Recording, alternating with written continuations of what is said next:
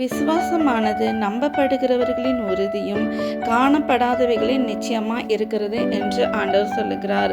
விசுவாசம் இல்லாமல் தேவனுக்கு பிரியமா இருப்பது கூடாத காரியம். ஏனென்றால் தேவனிடத்தில் சேர்க்கிறவன் அவர் உண்டு என்றும் அவர் தம்மை நோக்கி தேடுகிறவர்களுக்கு பலன் அளிக்கிறார் என்றும் விசுவாசிக்க வேண்டும்.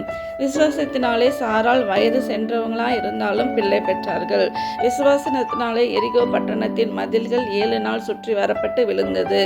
விசுவாசத்தினாலே அவர்கள் ராஜ்யங்களை ஜெயித்தார்கள், நீதியை நடப்பித்தார்கள், வாக்கு தத்தங்களை பெற்றார்கள், சிங்கங்களின் வாய்களை அடைத்தார்கள், அக்கினியின் உக்கிரத்தை அவிர்த்தார்கள், பட்டய கருக்குக்கு தப்பினார்கள், பலவீனத்திலே பலன் கொண்டார்கள்.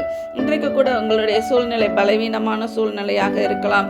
ஒருவேளை வியாதி வந்த சூழ்நிலையாக இருக்கலாம். வியாதியினால் பலவீனப்பட்டு, ஐயோ இந்த வியாதி எப்படிப்பட்ட வியாதியோ, இந்த வியாதினால் நான் எவ்வளோ கஷ்டப்படுகிறேனே, அப்படிப்பட்ட சூழ்நிலையில் நீங்கள் கலங்கி கொண்டு காணப்படுகிறீர்களா? உங்கள் பலவீனத்தில் உங்கள் ஆண்டவருடைய பலன் பூரணப்படும். சகோதர சகோதரிகளே, விசுவாசிக்கிறீங்களா? உங்களுக்கு இன்றைக்கு என்ன தேவை?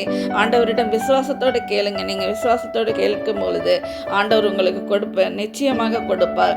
நீங்கள் எந்த காரியத்துக்கு கலங்கி கொண்டு காணப்படுகிறோ அதை விசுவாசத்தோடு கேளுங்க, பெற்றுக்கொள்வீர்கள். விசுவாசியுங்கள். நன்றி. ஆமென்.